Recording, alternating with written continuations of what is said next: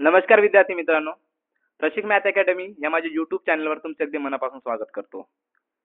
तर ज्यांना पेपर देता आला नाही त्यांना आता 17 ऑक्टोबरचा पेपर देता येईल. त्या अनुषंगाने 30/9/2025 ला जो पेपर झाला त्याचे आपण विश्लेषण पाहणार आहोत. तर 100% हेच प्रश्न येतील का? तर 100% येणार नाही, पण काही प्रमाणात प्रश्न येतील. ओके. 25 क्वेश्चन आहेत. आता काय जे प्रश्न आपण आता घेणार आहोत. ओके, पूर्ण 100 प्रश्न आहेत. तर त्या 100 प्रश्नाचे काय रिलेटेड प्रश्न येतील. ओके. आता काही प्रश्न असतील त्या संबंधित तुम्ही काय माहिती वाचून ठेवा. तर तुम्हाला त्याचा फायदा होईल. ओके. तसं मी सांगेनच या व्हिडिओच्या माध्यमातून की कोणत्या टॉपिकवर कोणते प्रश्न येतील. तर ते मुद्दे आपण मग सविस्तर आपण घेऊच. ओके. सो पहिला प्रश्न आहे, जागतिक वारसा समितीच्या जागतिक वारसा समितीच्या 47व्या अधिवेशनात कोणत्या भारतीय सांस्कृतिक स्थळाला युनेस्कोच्या जागतिक वारसा यादीत देशाचे 44वे जागतिक वारसा स्थळ म्हणून समाविष्ट करण्यात आले? तर कोणत्या? भारतातील मराठा लष्करी लँडस्केप. काय? भारतातील मराठा लष्करी लँडस्केप याचा काय समाविष्ट करण्यात आला 44व्या युनेस्को वर्ल्ड हेरिटेज साईट मध्ये. मग त्यामध्ये छत्रपती शिवाजी महाराजांनी जिंकलेले जे गड किल्ले आहेत त्यामध्ये मग 11 महाराष्ट्रातील आणि एक कुठला तर कर्नाटक मधला जिंजी गड किल्ला. ओके. सो रायगड, प्रतापगड, राजगड, शिवनेरी, विजयदुर्ग, खांदेरी, लोहगड, पन्हाळा, सालेर, सिंधुदुर्ग आणि सुवर्णगड हे कुठले? सुवर्णदुर्ग हे कुठले? महाराष्ट्रातील गड किल्ले आहेत. आणि एक कुठला तर जिंजी हा कुठे? तर कर्नाटक मध्ये. ओके. सो फर्स्ट क्वेश्चन काय होता तर जागतिक वारसा समितीच्या 47व्या अधिवेशनात कोणत्या भारतीय सांस्कृतिक स्थळाला युनेस्कोच्या जागतिक वारसा यादीत देशाचे 44वे जागतिक वारसा स्थळ म्हणून समाविष्ट करण्यात आले? तर ते कुठले आहे? भारतातील मराठा लष्करी landscape. Okay. Next question,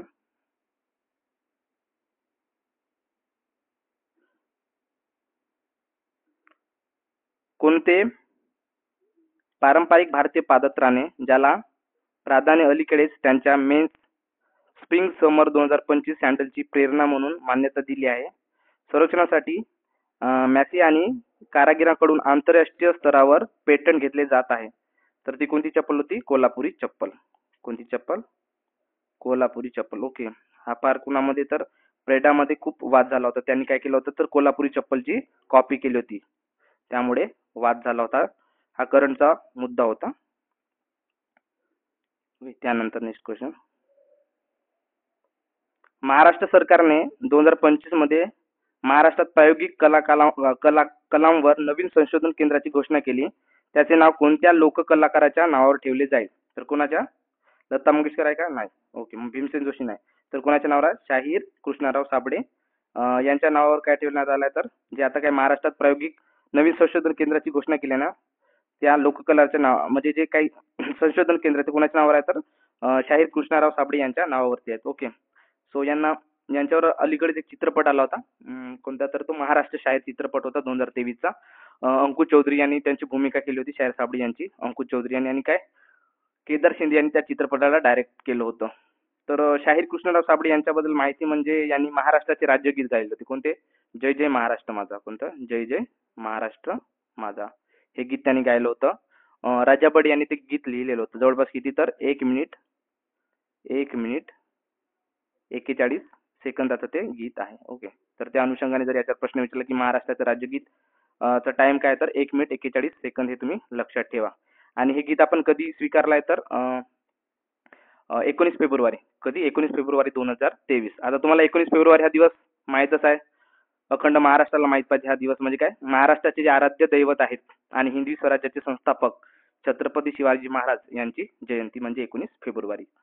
okay. So या दिवशी आपण काय महाराष्ट्राचे जे राज्यगीत आहे जय जय महाराष्ट्र माझा हे गीत आपण स्वीकारलेलं आहे. 1 मिनिट 41 सेकंदाचं हे गीत आहे. जवळपास आपण 2 स्टंजा स्वीकारलेले आहेत, म्हणजे 2 कडवे या गाण्याचे आपण स्वीकारलेले आहेत. ओके. सो त्या अनुषंगाने तुम्ही शाहीर कृष्णराव साबळे हा मुद्दा लक्षात ठेवा. ओके. नेक्स्ट क्वेश्चन,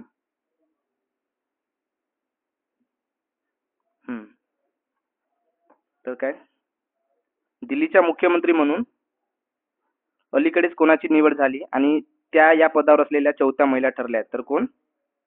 वंदना कुमार हे का नाही. रेखा गुप्ता. रेखा गुप्ता काय झाल्या तर दिल्लीच्या चौथ्या महिला ठरल्या आहेत मुख्यमंत्री. ओके. आणि एकूणच कितव्या तर नवव्या नवव्या व्यक्ती म्हणून कितव्या तर नवव्या त्या मुख्यमंत्री आहेत. आणि महिलामध्ये म्हटलं तर कितव्या आहेत तर चौथ्या त्या मुख्यमंत्री आहेत. त्यांचा मतदारसंघ कोणता तर शालिमार बाग. कोणता मतदारसंघ होता त्यांचा? शालिमार बाग. त्यांचा मतदारसंघ कोणता? शालिमार बाग. ओके.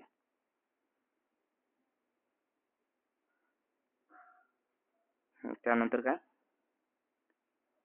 राजकीय अस्थिरतेमुळे फेब्रुवारी 2025 मध्ये कोणत्या भारतीय राज्यात राष्ट्रपती राजवट लागू करण्यात आली होती? आपल्याला माहित आहे कुठे तर मणिपूरमध्ये फार दंगे झाले होते जातीयतेवरून. बरोबर आहे. एसटी कॅटेगरी आणि बाकी जे ओपन वगैरे होते त्यांच्यामध्ये खूप एसटी याच्यावरून खूप मुद्दे काय झाले होते तर भांडण झगडे झालेले होते. तर काय उत्तर आहे? मणिपूर हे उत्तर येईल. ओके. राजकीय अस्थिरतेमुळे फेब्रुवारी 2025 मध्ये कोणत्या भारतीय राज्यात राष्ट्रपती राजवट लागू करण्यात आली होती तर मणिपूरमध्ये राष्ट्रपती राजवट लागू करण्यात आली होती. राष्ट्रपती राजवटची कलम काय तर 300 किती 356 हे राष्ट्रपती राजवटची कलम आहे. ओके. त्या अनुषंगाने मग तुम्ही 352 356 आणि 360 या तिन्ही कलमा चांगल्या प्रकारे वाचून ठेवा. राष्ट्रपती राजवटी संबंधित आहेत. ओके. सो राष्ट्रपती राजवट किती कलम लागते तर कलम 356. ओके. त्यानंतर व्हर्जिन कोकोनट ऑइल कोणत्या भारतीय जिल्ह्यातून अलीकडेच जीआय टॅग प्राप्त झाले आहे तर कुठे? निकोबार. निकोबार इथे काय तर हे व्हर्जिनल कोकोनट ऑइल हे काय झालं आहे त्याला जीआय टॅग मिळालेला आहे. निकोबार मध्ये आहे.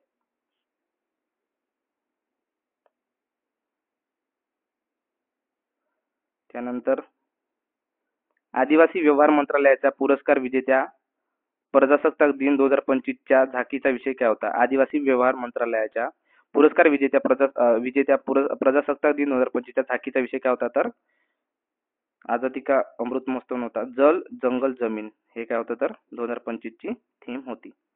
ओके. ठीक आहे. यावर्षी आपण कितवा 76वा प्रजासत्ताक दिन साजरा केला 26 जानेवारी 2025. ओके. तर त्या अनुषंगाने मग आपण इंडोनेशियाचे प्रेसिडेंट होते कोण? प्रबोवो प्रबोवो प्रबोवो कोण? सुबियांतो. प्रबोवो सुबियांतो यांना आपण काय यावर्षी पाहुणे म्हणून बोलवलं होतं. आपण दरवर्षी 26 जानेवारीला जे दुसऱ्या देशाचे जे काही राष्ट्राध्यक्ष आहेत त्यांना आपण दरवर्षी आपल्या देशात बोलवतो. तर यावर्षी आपण इंडोनेशियाचे प्रेसिडेंट होते प्रबोवो सुबियांतो यांना बोलवतो. तर त्या अनुषंगाने तुम्हाला याच्यावर प्रश्न विचारू शकते की 76व्या प्रजासत्ताक दिनी आपण कोणत्या देशाच्या किंवा मग कोणत्या राष्ट्राध्यक्षाला बोलवलं होतं तर ते कोणत्या इंडोनेशियाच्या प्रबोवो सुबियांतो यांना आपण बोलवलं होतं. तर 76व्या प्रजासत्ताक दिनाची जी थीम होती तर थीम काय होती? स्वर्णिम भारत विरासत और विकास. काय स्वर्णिम भारत विरासत और विकास ही काय होती थीम होती. आणि याच्यामध्ये मग ते काय चित्ररथाचं प्रदर्शन होतं. दर 26 जानेवारीला आपण काय करतो चित्ररथाचं प्रदर्शन करतो. त्याच्यामध्ये कोणतं राज्य पहिलं आलं तर उत्तर प्रदेश. उत्तर प्रदेश राज्याने काय पहिले पारितोषिक याच्यामध्ये जिंकले. ओके. तर त्यांचा थीम होती महाकुंभ याच्यावरती त्यांची थीम होती. यावर्षी महाराष्ट्राला भाग घेता आला नाही. महाराष्ट्र काय त्या निवड म्हणजे यादीमध्ये त्या सूचीमध्ये महाराष्ट्राचं नाव नव्हतं. ओके. तर त्या यावर्षी महाराष्ट्राला तिथं पार्टिसिपेट करता आलेलं नाही. सो फर्स्ट क्रमांक कोणाचा आला होता तर उत्तर प्रदेशचा आलेला होता. आणि आदिवासी व्यवहार मंत्रालयाची थीम काय होती तर जल जंगल जमीन ही थीम होती या वर्षीसाठी. Okay. Next question.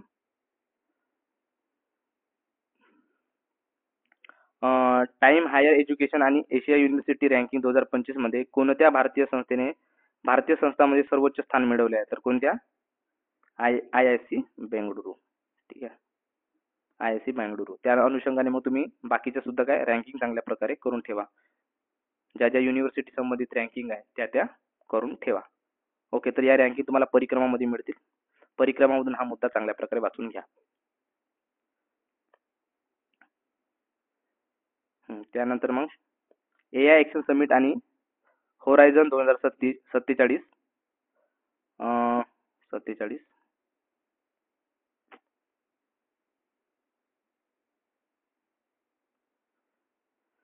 Action summit आणि काय होरायझन 2047 या रोडमॅपवर भारतासोबत कोणत्या देशाने सहयोग केले आहे तर कोणत्या देशाने सहयोग केले आहे तर फ्रान्स. फ्रान्सने काय केले आहे सहयोग केलेले आहे AI ॲक्शन समिट आणि होरायझन 2047 रोडमॅपवर भारतासोबत फ्रान्स या देशाने सहयोग केलेले आहे.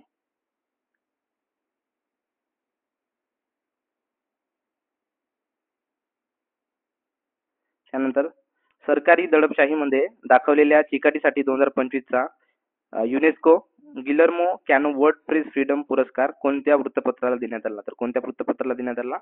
ला प्रेन्सा या वृत्तपत्राला देण्यात आला. 2025चा UNESCO Guillermo Cano World Press Freedom पुरस्कार देण्यात आलेला आहे. कोणाला? ला प्रेन्साला. त्यानंतर मग मे 2025 मध्ये प्रसिद्ध झालेल्या UNDP मानव विकास निर्देशांक ह्युमन डेव्हलपमेंट इंडेक्स ज्याला म्हणतो 2025 मध्ये भारताचा क्रमांक काय? तर भारताचा क्रमांक 130 आहे. भारताचा क्रमांक किती आहे? 130 आहे. तर त्या अनुषंगाने मग तुम्हाला जे बाकीचे खूप महत्त्वाचे निर्देशांक आहेत ते चांगल्या प्रकारे करून ठेवायला पाहिजे. ठीक आहे. त्यामध्ये मग जागतिक बुक निर्देशांकामध्ये मग आपली रँक किती आहे? तर 105. ओके. त्यानंतर मग आनंदी अहवाल, जागतिक आनंदी अहवाल त्याच्यामध्ये आपली रँक किती आहे? तर मग 118. ठीक आहे. 18 वर्षात झाल्यावर आपण आनंदी होतो, त्याच्यामुळे लक्षात ठेवा. 18 वर काय? तर आनंदी अहवाल आहे. ठीक आहे. बुक किती? तर 105. 105 वर काय? बुक निर्देशांक आहे. त्यानंतर शांतता, जागतिक शांतता निर्देशांकामध्ये आपल्या भारताची रँक आहे तर 115 आहे. त्यानंतर मग प्रेस फ्रीडम मध्ये काय आपली रँक? प्रेस फ्रीडम मध्ये आपली रँक आहे 151. मग त्यानंतर मग कोणतं? करप्शन मध्ये आपली रँक आहे तर 96 ही रँक आहे आपली. त्याच्यानंतर मग क्लायमेट रिस्क इंडेक्स मध्ये किती आहे? तर 6th रँक आहे. त्यानंतर मग क्लायमेट चेंज परफॉर्मन्स इंडेक्स मध्ये आपली रँक आहे तर 10th नंबरची रँक आहे. त्याच्यानंतर मग कुठला राहिला आपला सस्टेनेबल डेव्हलपमेंट रिपोर्ट 99 आपली रँक आहे. तर ठीक आहे. त्या अनुषंगाने तुम्ही चांगल्या प्रकारे एका पेजवरती या सगळ्या रँक लिहून घ्या. तुम्हाला एकतरी रँक मिळेल तुमच्या एक्झाम मध्ये कोणत्या ना कोणत्या शिफ्टला या रँक वरती प्रश्न असतो. ठीक आहे. तर ह्युमन डेव्हलपमेंट इंडेक्स मध्ये रँक आहे आपली 130. त्या अनुषंगाने मग तुम्ही बुक निर्देशांक, आनंदी अहवाल, शांतता, प्रेस फ्रीडम हे सगळे नंबर काय करा एकदा वाचून घ्या आणि त्यांना लक्षात ठेवायचा प्रयत्न करा. ओके. जर एक्झाम मध्ये आला तर तुम्हाला याच्यावरती प्रश्न तुमचे मार्क पाडू शकतात त्याच्यावरती. Next question.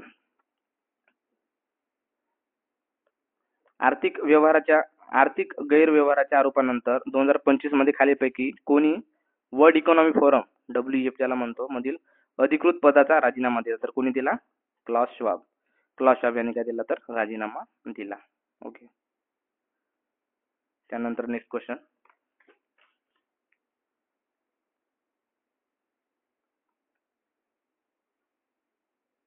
युनेस्कोने 2025 मध्ये खालीलपैकी कोणत्या देशासोबत महत्त्वपूर्ण खनिजे आणि पुनर्बांधणीसाठी एक प्रमुख करार केलाय? तर कोणत्या देशाने केलाय? चीन, सॉरी, अमेरिका, युक्रेन नाही ना? युक्रेन. ओके. युक्रेनने 2025 मध्ये खालीलपैकी कोणत्या देशासोबत महत्त्वपूर्ण खनिज आणि पुनर्बांधणीसाठी एक प्रमुख करार केलाय? तर अमेरिकेसोबत करार केलेला आहे. त्यानंतर हा खूप महत्त्वाचा प्रश्न. कोणत्या कन्नड लेखकाने हार्ट लॅम्प या लघु कथा संग्रहासाठी 2025 चा आंतरराष्ट्रीय बुकर पुरस्कार जिंकून इतिहास रचलाय? तर कोण? बानू मुश्ताक यांनी काय लघु जे हार्ट लॅम्प आहे त्यांची लघु कथा त्यासाठी काय तर आंतरराष्ट्रीय बुकर पुरस्कार मिळवलेला आहे. तर त्या कर्नाटकच्या आहेत. कोण? बानू मुश्ताक या कुठल्या आहेत? कर्नाटकच्या आहेत. आता दीपा भास्ती काय? तर दीपा भास्ती यांनी काय केलं होतं? त्या पुस्तकाचं अनुवाद केला हार्ट लॅम्पचं. ठीक आहे. या अनुवादक होत्या. दोघांमध्ये काय हा पुरस्कार वाटून देण्यात येतो. दीपा भास्ती आणि बानू मुश्ताक यांचं काय पुस्तक आहे त्याचं काय अनुवाद कोणी केलं? तर दीपा भास्ती यांनी केलं. ओके. तर या किती महिला ठरल्यात? तर या दुसऱ्या भारतीय महिला ठरल्यात. याच्या आधी गीतांजली श्री यांचं जो पुस्तक होतं कोणतं? रेत समाधी. गीतांजली श्री यांच्या रेत समाधी पुस्तकाला सुद्धा काय आंतरराष्ट्रीय बुकर पुरस्कार मिळालेला आहे. आणि त्या पुस्तकाचं जे अनुवाद आहे ते कोणी केलं होतं? तर डेझी रॉकवेल यांनी केलेलं होतं. ओके. सो हार्ट लॅम्प हा खूप महत्त्वाचा मुद्दा यावर्षीचा. जे बिहार पब्लिक सर्व्हिस कमिशनचा पेपर झाला त्याच्यावर सुद्धा काय याच्यावर प्रश्न होता. आंतरराष्ट्रीय बुकर पुरस्कार कोणी जिंकला? तर बानू मुश्ताक यांना मिळालेला आहे, म्हणजे यांनी जिंकला. ओके. त्यानंतर मग कोणत्या चित्रपटाने मार्च 2025 मध्ये झालेल्या 97व्या काय अकादमी पुरस्कारामध्ये 5 ऑस्कर जिंकून वर्चस्व गाजवले? तर कोणता चित्रपट होता? अॅनोरा. अॅनोरा हा चित्रपट यावर्षी खूप चर्चेत होता. ओके, ऑस्कर मध्ये या चित्रपटाला काय मिळाला? तर ऑस्कर मिळाला. हे अकादमी पुरस्कार म्हणजे काय होते? तर ऑस्कर होते. ओके. तर अॅनोरा चित्रपटाचे डायरेक्टर कोण आहेत? तर सीन बेकर. कोण? Sean Baker. सीन बेकर या चित्रपटाचे डायरेक्टर आहेत. तर हा चित्रपट खूप छान आहे, तुम्ही एकदा बघून घ्या. जे सेक्स वर्कर असतात त्यांच्या लाईफवर हा चित्रपट आधारित आहे. ओके. तर 97व्या ऑस्कर अवॉर्ड मध्ये या चित्रपटाचा फार उल्लेख करण्यात आला, अॅनोरा. ओके.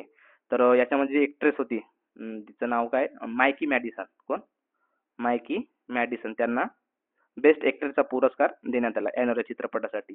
त्यानंतर कोणता? द ब्रुटलिस्ट या चित्रपटाचे हिरो आहेत, ठीक आहे, नायक जे आहेत, एक्टर ज्याला म्हणतो आपण, तर त्यांना बेस्ट एक्टरचा पुरस्कार मिळाला. ते कोण? त्यांचं नाव एड्रियन ब्रॉडी. एड्रियन ब्रॉडी जे आहेत त्यांना काय द ब्रुटलिस्ट चित्रपटासाठी बेस्ट एक्टरचा काय पुरस्कार मिळाला. त्या अनुषंगाने तुम्ही मग बेस्ट एक्टर, बेस्ट डायरेक्टर कोण? तर सीन बेकर. आणि बेस्ट एक्ट्रेस कोण? तर मायकी मॅडिसन. हे काही महत्वाचे जे आहेत गोष्टी तुम्ही लक्षात ठेवा, ठीक आहे. तर याच्यावरती प्रश्न विचारू शकतो तुमच्या शिफ्टला. ओके. त्यानंतर नेक्स्ट क्वेश्चन. मार्च 2025 मध्ये अमेरिकेने येमेनमधील हौतींना कोणता दर्जा दिला? तर कोणता दर्जा दिला? बंडखोरी लष्करी गट नाही. शत्रुत्वपूर्ण परदेशी घटक नाही. परदेशी दहशतवादी संघटना, हा, परदेशी दहशतवादी संघटना उत्तर याचं. हा, तर याचं उत्तर काय? जेव्हा तुमचे आन्सर की त्यामध्ये मग तुमचे जे काही बरोबर प्रश्न राहतील ते ग्रीन मध्ये राहतील आणि जे ते तुमचे चुकीचे प्रश्न राहतील हे काय रेड मध्ये असतील. ओके. सो जे ग्रीन कलर मध्ये असतील ते तुमचे राईट प्रश्न आणि जे रेड मध्ये आले ते तुमचे चुकीचे प्रश्न. सो उत्तर काय याचं? परदेशी दहशतवादी संघटना. ओके. परदेशी दहशतवादी संघटना उत्तर येईल. कशाचं? तर मार्च 2025 मध्ये अमेरिकेने येमेनमधील हौतींना कोणता दर्जा दिला? तर परदेशी दहशतवादी संघटना हा दर्जा दिलेला आहे. ओके. त्यानंतर मग शिवाजी महाराजांच्या दरबारात छत्रपती शिवाजी महाराज यांच्याबद्दल तुम्ही जास्तीत जास्त वाचून ठेवा. त्या संबंधित जे पीडीएफ आहे मी ते टेलिग्रामला दिलेलं आहे. प्रशिक मॅथ अकॅडमी टेलिग्राम चॅनलची लिंक मी या डिस्क्रिप्शन बॉक्समध्ये देईल या व्हिडिओच्या नंतर. सो तिथून तुम्ही टेलिग्राम जॉईन करून घ्या. तिथं मी मग या पेपरची पीडीएफ वगैरे सगळं दिलं आहे आणि अजून पुन्हा 2-3 पेपरच्या पीडीएफ आहेत त्या मी तुम्हाला एक्सप्लेन करून सांगेनच, पण तुम्ही एकदा पाहून घ्या. त्या मी पूर्ण टाकलेल्या आहेत. फक्त असं नाही की तुम्ही युपीएससीचा पहा, कंबाईनच्या पण पहा, एसएससीच्या पण पहा. सर्वच पीडीएफ तुम्ही काय एकदा पाहून जा, म्हणजे काय त्याच्यातले जर प्रश्न रिपीट झाले तर तुम्हाला फायदा होईल किंवा त्या संबंधित जरी रिलेटेड प्रश्न आले तरी तुमचा तेवढा अभ्यास काय होऊन जाईल, कव्हर होऊन जाईल. सो छत्रपती शिवाजी महाराज प्रत्येक शिफ्टला जवळपास 4 ते 5 प्रश्न येत होते. 4 ते 5 प्रश्न येत होते. या शिफ्टला सुद्धा किती? 4 ते 5 प्रश्न आहेत. ते कंटिन्यू आहेत. आता मी तुम्हाला दाखवत असतो ते. ओके. सो काय शिवाजी महाराजांच्या एक मिनिट. शिवाजी महाराजांच्या दरबारात डबीर म्हणून नियुक्त केलेल्या अधिकाऱ्याला प्रामुख्याने खालीलपैकी कोणते काम सोपवण्यात आले? ओके. तर कोणते काम सोपवण्यात आले होते? तर समारंभ प्रमुख म्हणून कार्य करणे आणि परराष्ट्र संबंध हाताळणे म्हणून काय डबीर या पदाची डबीर यांची नियुक्ती करण्यात आलेली होती. ओके. डबीर म्हणून नियुक्त केलेले अधिकारी होते. शिवाजी महाराजांच्या दरबारात डबीर म्हणून नियुक्त केलेल्या अधिकाऱ्याला प्रामुख्याने कोणती कामे करायला लागत होती? तर परराष्ट्र संबंध आहेत काय समारंभ प्रमुख आणि परराष्ट्र संबंध हाताळणे हे काम डबीर या अधिकाऱ्याला करावी लागत होते. ओके. त्यानंतर नेक्स्ट क्वेश्चन. शिवाजी महाराजांच्या महसूल पद्धतीचे सर्वाधिक साम्य खालीपैकी कोणत्या प्रणालीशी होते? जहागीरदारी पद्धती त्यांनी काय केली होती? निग्लेक्ट केली होती. अकबराची जप्ती पद्धत सुद्धा लावली नव्हती त्यांनी. तर मलिक अंबरांची व्यवस्था जी आहे त्यांनी काय स्वीकारलेली होती? ही प्रणाली छत्रपती शिवाजी महाराजांनी स्वीकारलेली होती. ओके. तर कोणती पद्धती? मलिक अंबरची व्यवस्था. कशासाठी? तर महसुली पद्धतीसाठी.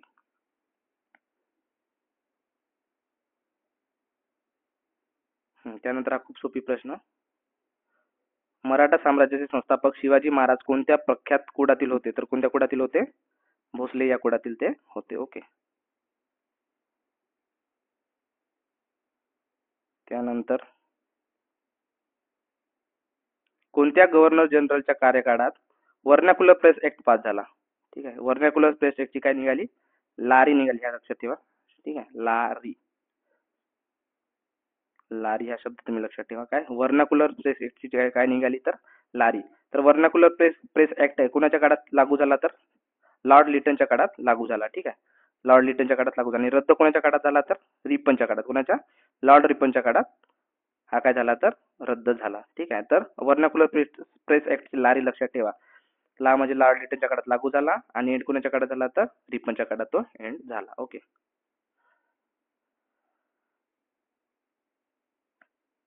त्यानंतर पुन्हा छत्रपती शिवाजी महाराजांवरती प्रश्न. पुरंदरचा तह शिवाजी महाराजांनी कोणत्या मुघल सेनापतीमध्ये झाला होता? तर कोणामध्ये झाला होता? औरंगजेब, काही संबंध नाही. शाहिस्ते खान सुद्धा नाही. बहादूर शाह सुद्धा नाही. तर उत्तर काय? जयसिंग एक. जयसिंग एक आणि छत्रपती शिवाजी महाराज यांच्यामध्ये कधी 1665 मध्ये पुरंदरचा तह झालेला होता. ओके.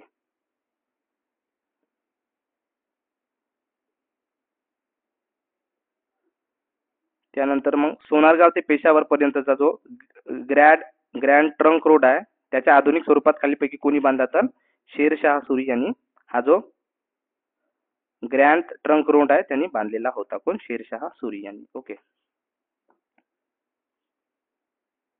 त्यानंतरचा मुद्दा मग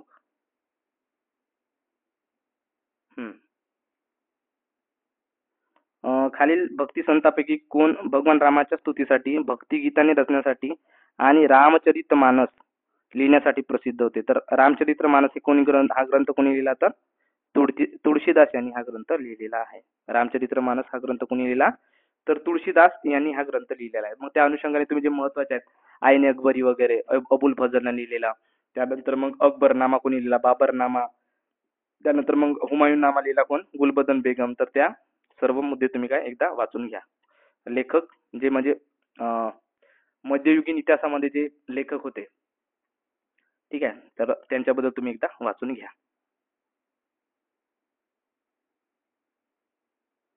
त्यानंतर मग 1942 मध्ये भारत छोडो आंदोलन दरम्यान महात्मा गांधींनी खालीलपैकी कोणते प्रसिद्ध आवाहन केले होते? तर काय केले होते? स्वराज्य हा माझा जन्मसिद्ध अधिकार आहे, तर लोकमान्य टिळकांनी म्हटलं होतं. जय हिंद हे सुद्धा म्हटलेलं नाही. त्यानंतर काय मग इन्कलाब जिंदाबाद हे सुद्धा म्हणलेलं नाही. तर काय म्हणलं? करो अथवा मरो. ठीक आहे, डू ऑर डाय हा नारा त्यांनी दिलेला होता, हा स्लोगन त्यांनी दिला होता, डू ऑर डायचा. ओके. कधी? 1942 मध्ये भारत छोडो आंदोलना दरम्यान. तर या ठिकाणी मग ज्या महात्मा गांधीजींच्या ज्या महत्वाच्या चळवळी आहेत, ओके, ज्याचं सुरुवातीचं त्यांचं म्हणजे 1917 पासून काम सुरू झालं. ठीक आहे, 1917, 18, ठीक आहे, 18 मध्ये पुन्हा कोणतं तर सर्वात आधी मग त्यांचं काय चंपरान, मग अहमदाबाद, त्यानंतर मग काय खेडा खेडा सत्याग्रह. ओके. त्यानंतर मग 1920 मध्ये असहकार चळवळ.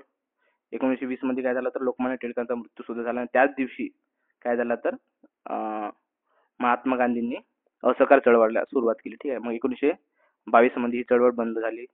चौराचौरी चौराचौरी जो झाली होती, ठीक आहे, चौराचौरीची जी घटना झाली होती त्याच्यामध्ये 25 काहीतरी पोलीस मरण पावले होते. 25 आहेत की 22 मला तुम्ही कमेंट मध्ये सांगा. 25 का 22 पोलीस काय झाले होते त्याच्यामध्ये मृत्युमुखी पडलेले होते 1922. त्यानंतर मग काय तर 1930 सविनय कायदेभंग, त्याच्यामध्ये मिठाचा सत्याग्रह वगैरे महात्मा गांधीजींनी केला होता. त्यानंतर मग काय 1942 ची चळवळ, याच्यामध्ये काय तर भारत छोडो आंदोलन ज्याला आपण म्हणतो, याच्यामध्ये करो वा मरो हा नारा महात्मा गांधींनी दिलेला होता. ओके.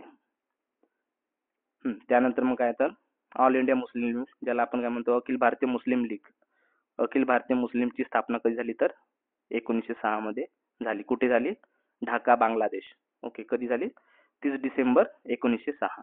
30 डिसेंबर 1906 मध्ये काय झाली तर भारतीय मुस्लिम लीगची स्थापना झाली. ओके. याचं हेडक्वार्टर कुठे तर लखनौ, उत्तर प्रदेश. हेडक्वार्टर कुठे? उत्तर प्रदेश, यूपी मध्ये काय याचं हेडक्वार्टर आहे. ओके. मग तुम्ही मला कमेंट बॉक्स मध्ये सांगा की जे अखिल भारतीय मुस्लिम लीग जी स्थापन झाली त्याचे पहिले अध्यक्ष कोण होते, ठीक आहे, किंवा मग संस्थापक कोण होते, तुम्ही मला कमेंट बॉक्स मध्ये सांगा. ओके. समोरच्या शिफ्टला जर तुम्हाला प्रश्न येईल तर तुम्हाला कामे येईल. त्यानंतर मग आता मुघल साम्राज्यातील लष्करी आणि काय नागरी पदाक्रमाची रचना करणारी मनसबदारी प्रणाली खालीलपैकी कोणत्या मुघल सम्राटाने सुरू केली होती? तर कोणी सुरू केली होती? अकबर यांनी सुरू केलेली होती. मनसबदारी पद्धत कोणी सुरू केली होती? तर अकबर या मुघल सम्राटाने केलेली होती. त्यानंतर मग खालीलपैकी कोणत्या कायद्याने ब्रिटिश भारतात प्रांतीय स्वायत्तता सुरू केलेली होती? तर कोणत्या कायद्याने? 1935 च्या कायद्याने. 1935 चा भारत सरकारचा 1935 च्या कायद्यानुसार काय झालं होतं? तर भारतात प्रांतीय स्वायत्तता सुरू झाली होती. त्याला आपण काय म्हणतो? तर प्रोव्हिजनल ऑटोनॉमी. त्याला काय म्हणतो? Provisional autonomy in British India.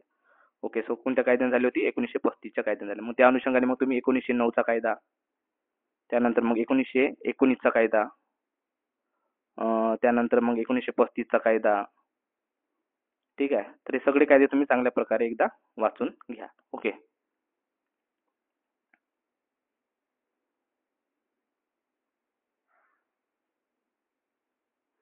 Prayag येथील प्रसिद्ध अभिलेखा किंवा शिलालेख कोणत्या शासकाने जारी केला होता? तर कोणत्या शासकाने जारी केला होता? तर समुद्रगुप्त. कोणी केला होता? समुद्रगुप्त यांनी केलेला होता. ठीक आहे. अभिलेखा आणि काय शिलालेख कोणत्या शासकाने जारी केला होता? तर समुद्रगुप्त याने जारी केलेलं होतं. त्यानंतर नेक्स्ट, तर जो मी अनालिसिस व्हिडिओ घेतला त्याच्यामध्ये या प्रश्नावर मी चर्चा केली होती की चीनी प्रवासी युआनसांग भारतात कोणत्या राजाच्या कारकिर्दीत आलेला होता? तर कोणाच्या कारकिर्दीत आला होता? तर हर्षवर्धनच्या कारकिर्दीत आलेला होता. ओके.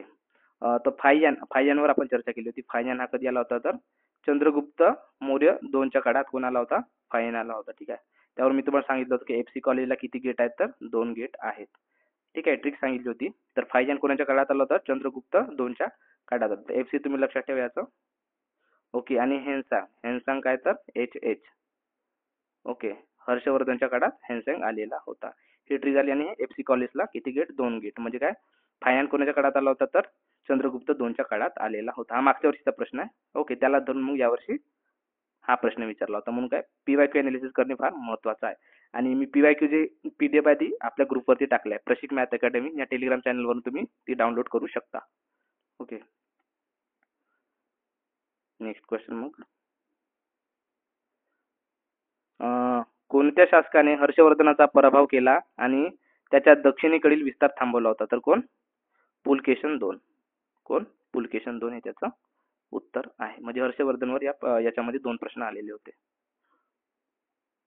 ओके, तर त्या अनुषंगाने मग तुम्ही मध्ययुगीन भारताचा इतिहास चांगल्या प्रकारे वाचून ठेवा. त्याच्यामध्ये मग हे काय दंतीदुर्ग काय, त्यानंतर मग पुलकेशन 2, नरसिंहवर्मन, महेंद्रवर्मन, हे तुम्ही गुगल सर्च करून एकदा वाचून घ्या.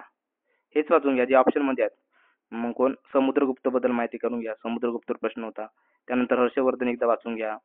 पुलकेशन 2 वाचून घ्या. चंद्रगुप्त 2 मौर्य, चंद्रगुप्त 2 याच्याबद्दल सगळी माहिती तुम्ही वाचून घ्या.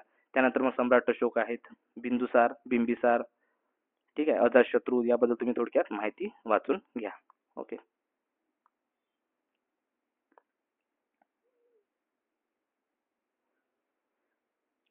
संविधानाच्या प्रस्तावनेने कोणत्या वर्षी दुरुस्ती करण्यात आली? तर कधी? 1976 मध्ये काय करण्यात आली होती? दुरुस्ती करण्यात आली होती. 42वी घटना दुरुस्ती 1976. 42वी घटना दुरुस्ती 1976. ठीक आहे, तर त्या अनुषंगाने मग तुम्ही 44वी घटना दुरुस्ती चांगल्या प्रकारे वाचून घ्या. 44व्या घटना दुरुस्तीत कोणकोणते मुद्दे दिले आहेत ते तुम्ही एकदा पाहून घ्या. ओके. त्यानंतर मग नीती आयोगाने 2015 मध्ये खालीलपैकी कोणत्या मागील संस्थेची जागा घेतली? तर हा खूप सोपी प्रश्न होता. कोणता? तर योजना आयोगाच्या जागी ते आलेला आहे 2015 मध्ये. प्लॅनिंग कमिशन कोणाच्या जागी आला? तर प्लॅनिंग कमिशन जागी आल्या तर नीती आयोग आलेला आहे 2015 पासून. ओके.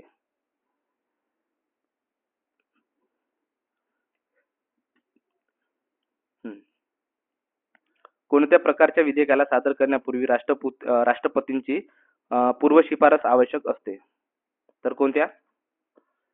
तर मनी बिल, धन विधेयक ज्याला आपण म्हणतो त्याला, त्याच्यासाठी काय? तर राष्ट्रपतींची पूर्व शिफारस आवश्यक असते. ठीक आहे, तर धन विधेयक, मनी बिल कोणत्या कलमात येते? तर आर्टिकल 110. ओके. आणि 112 वर काय आहे तर तुमचं बजेट. ओके, बजेटवर विचारलं तर काय कलम 112 लक्षात ठेवा. आता समजा याच्यामध्ये राष्ट्रपतींची पूर्व शिफारस विचारल्या, ठीक आहे, मनी बिलसाठी धनविधेयक. तर तुम्हाला पुढच्या शीटमध्ये काय विचाराल तर धनविधेयक हे कोणत्या कलमाअंतर्गत येते, तर कोणत्या तर कलम 110 अंतर्गत येते. आणि जर 112 जर विचारलं तर काय आहे तर बजेट संबंधित आहे, ठीक आहे, वार्षिक विवरणपत्र ज्याला आपण म्हणतो. ओके, त्यानंतर मग आता मूलभूत अधिकारासंबंधीच्या कलम आहेत ते तुम्ही चांगल्या प्रकारे करून घ्या. तर काय खालीलपैकी कोणते मूलभूत अधिकार केवळ नागरिकांसाठी उपलब्ध आहेत, परदेशी नागरिकांना नाही. तर अनुच्छेद काय 14 सगळ्यांना अवेलेबल आहे, म्हणजे उपलब्ध आहे. परदेशी असो की मग तो भारतीय नागरिक असो. 21 सुद्धा आहे, हा 32 सुद्धा आहे. पण भाषण स्वातंत्र्याचा हक्क हा फक्त भारतीय व्यक्तींना आहे, विदेशी लोकांना म्हणजे परदेशी लोकांना तो अधिकार नाही. ओके, मूलभूत अधिकार मग तुम्ही फंडामेंटल राईट्स म्हणजे कुठं आहे भाग 3 मध्ये ज्याला आपण मॅग्ना कार्टा म्हणतो. सो तुम्ही किती फंडामेंटल राईट्स आपण कोणाकडून घेतल्या तर अमेरिकेच्या राज्यघटनेकडून घेतलेले आहेत. सो कलम त्याच्यामध्ये 12 ते 35, 12 ते 35, 12-13 तेवढं कामाचं नाही, पण 14 पासून ते 35 वरी तुम्ही चांगल्या प्रकारे वाचून घ्या. ओके,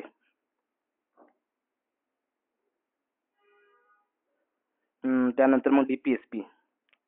राज्यघटनेचा कोणता भाग राज्य धोरणाची मार्गदर्शन तत्वाशी म्हणजे डीपीएसपी संबंधित आहे?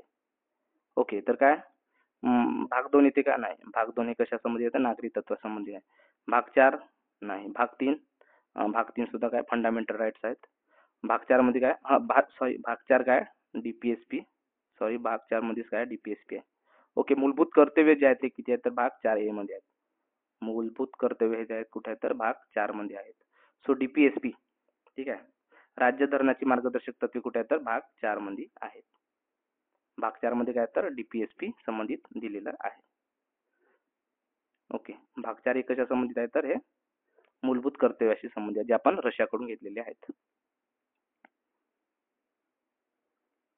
हा खूप सोपी प्रश्न होता.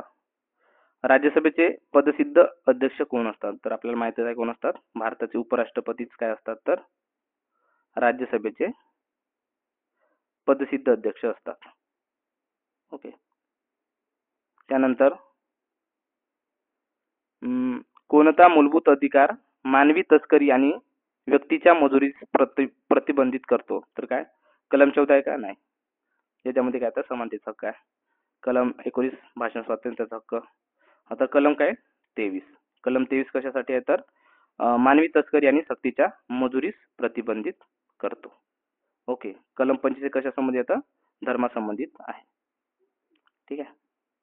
25, 26, 27, 28 हे कशा संबंधित आहे तर धर्म संबंधी, आणि 29, 30 कशा संबंधित आहे तर अल्पसंख्याक संबंधित आहे. ओके,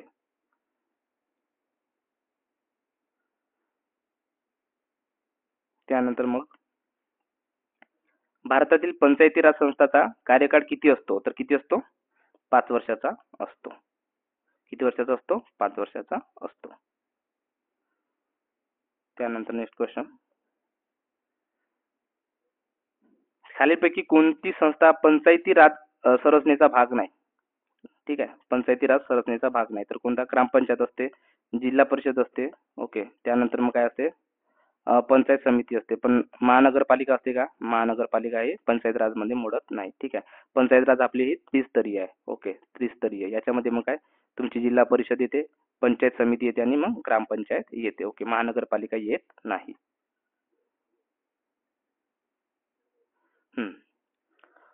त्यानंतर मग काय भारताच्या नियंत्रक आणि महालेखा परीक्षक ची नियुक्ती कोण करते, ठीक आहे. तर आता अलीकडेच काय आपण 15वे कॅग म्हणून 15वे कॅग म्हणून कोणाची नियुक्ती केली आहे तर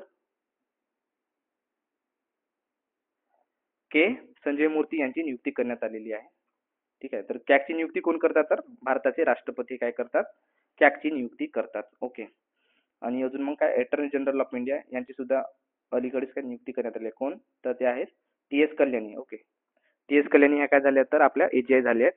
आणि 15वे कॅग कोण झाले तर के संजय मूर्ती हे भारताचे 15वे कॅग झालेले आहेत.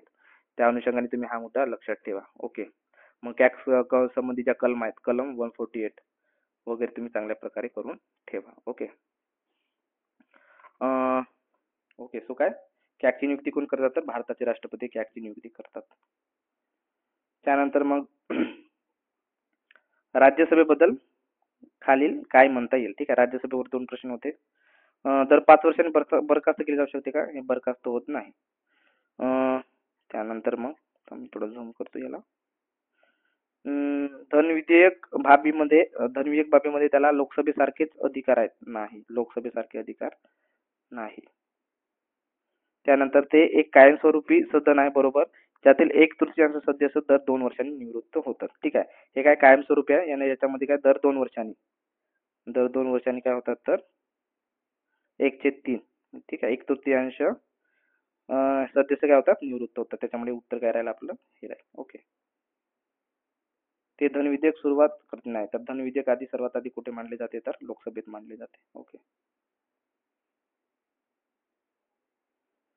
त्यानंतर मग प्रस्तावनेतील न्याय, सामाजिक, आर्थिक आणि राजकीय ही संकल्पना आपण कुठून घेतली आहे तर अमेरिकेच्या राज्यघटनेकडून घेतली आहे का? नाही, आपण अमेरिकेच्या प्रास्ताविका घेतली आहे, पण त्याच्यामध्ये जे न्याय, सामाजिक आणि आर्थिक व राजकीय ही संकल्पना आपण कुणाकडून घेतली आहे तर रशियन राज्यघटनेकडून आपण काय घेतली आहे, ही संकल्पना घेतलेली आहे.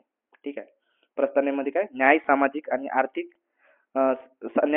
आर्थिक आणि राजकीय संकल्पना आपण कुठून घेतली आहे तर रशियन राज्यघटनेकडून घेतलेली आहे. ठीक आहे, मग आपण आयरिश राज्यघटनेकडून काय काय घेतलं ते मुद्दे तुम्ही एकदा वाचून घ्या. अमेरिकेच्या राज्यघटनेकडून काय काय मुद्दे घेतले आहेत, कोणकोणते पद घेतले आहेत, कोणकोणते आपण काय म्हणजे उपराष्ट्रपतीची निवडणूक वगैरे, हे जे मुद्दे आहेत आपण कोणत्या राज्यघटनेकडून, ते सगळे तुम्ही मुद्दे चांगल्या प्रकारे करून ठेवा. ओके. त्यानंतर मग ब्रिटिश राज्यघटनेकडून आपण कोणकोणते मुद्दे घेतले आहेत, 1935च्या कायद्यानुसार आपण कोणकोणते मुद्दे आपल्या संविधानात एड केले आहेत, ते सुद्धा मुद्दे तुम्ही एकदा चांगल्या प्रकारे वाचून घ्या. रंजन कोडंबे सरांच्या पुस्तकात तुम्हाला ही चांगल्या प्रकारे माहिती मिळून जाईल.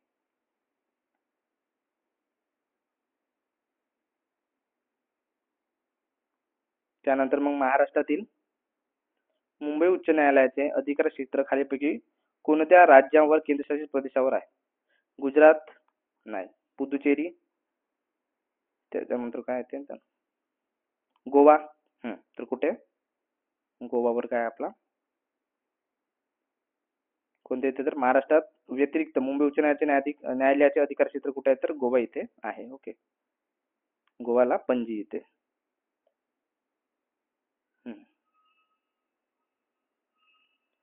महाराष्ट्र विधानसभेसाठी विधानसभा किती सदस्य निवडून दिले जातात तर किती? 288 सदस्य हे निवडून दिले जातात. कुठे? विधानसभेत महाराष्ट्राच्या. आणि विधान परिषदेमध्ये किती? विधान परिषदेमध्ये 78. किती? 78 सदस्य हे निवडून दिले जातात. आणि याच्यामध्ये किती? विधानसभेत 288. ओके.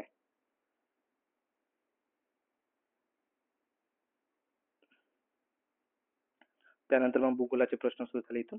भारतामध्ये आढळणाऱ्या गाळाच्या मातीच्या वर्गीकरणामध्ये कोणत्या प्रकारामध्ये कंकर गाठीच्या स्वरूपात कॅल्शियम कार्बोनेटचे जास्त प्रमाणात आढळते? तर कुठे कॅल्शियमचे प्रमाण जास्त आढळते तर भांगार या मृदेमध्ये सर्वात जास्त आढळते. ठीक आहे, भांगार. काय भारतामध्ये आढळणाऱ्या गाळाच्या मातीच्या वर्गीकरणामध्ये कोणत्या वर्गीकरणात तर भांगार या वर्गीकरणामध्ये कंकर गाठीच्या स्वरूपातील कॅल्शियम कार्बोनेटचे प्रमाण जास्त आढळते. कुठे तर भांगार या मातीच्या वर्गीकरणामध्ये. याला गाळाची माती म्हणतो आपण. काय तर काळ्या मातीमध्ये काळ्या मातीमध्ये कोणते पीक सर्वात योग्य आहे? कोणते सर्वात योग्य पीक आहे? चहा नाही, गहू नाही, तर कोणते? कापूस. कापूस हे काय सर्वात योग्य आहे.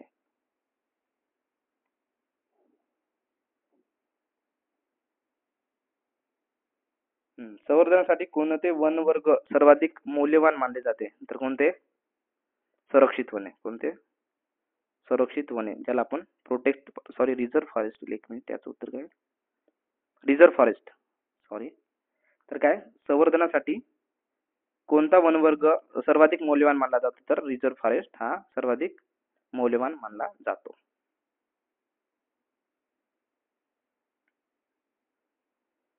खालीलपैकी कोणत्या राज्यात कायम वनाखाली सर्वात जास्त क्षेत्रफळ आहे? तर कुठे? मध्य प्रदेश. मध्य प्रदेशमध्ये काय तर वनाखाली सर्वात जास्त क्षेत्रफळ आहे. मध्य कर्ण उत्तमता ही ट्रिक लक्षात ठेवून ठेवा. मध्य कर्ण उत्तमता म्हणजे काय? महाराष्ट्र आपला मध्य प्रदेश पहिल्या नंबरवरती, त्याच्यानंतर मग कर्नाटक, त्यानंतर मग उत्तराखंड, त्यानंतर Madhya Pradesh. Okay. So sorry, ही ट्रिक जी आहे ही वाघ्याच्या संबंधित आहे. सर्वात जास्त वाघ कोणकोणत्या राज्यामध्ये आहे तर मध्य प्रदेशमध्ये सर्वात जास्त आहे, त्याच्यानंतर कर्नाटकमध्ये आहे, त्याच्यानंतर उत्तराखंडमध्ये, त्याच्यानंतर महाराष्ट्र 4थ्या नंबरवर येतो वाघाच्या संख्येत, आणि 5व्या नंबरवरती काय आहे तर तामिळनाडू. ओके. तर हे वाघ्याच्या संबंधित आहे. ओके, वाघ्याच्या संबंधित सर्वाधिक संख्या तर महाराष्ट्र आपलं सॉरी मध्य प्रदेश, कर्नाटक, उत्तराखंड, महाराष्ट्र आणि तामिळनाडू हा क्रम आहे. मध्य कर्ण उत्तमता ही वाघाच्या संख्येच्या बाबतीत आहे. ओके. दर 4 वर्षांनी वाघाची जनगणना होते. सो वनाखाली सर्वात जास्त क्षेत्रफळ कुठे आहे तर मध्य प्रदेश आहे. ठीक आहे. तर या अनुषंगाने मग तुम्ही बाकीचे 5 राज्यांचे क्रम लक्षात ठेवा काय तर तुम्ही एकदा बघून घ्या.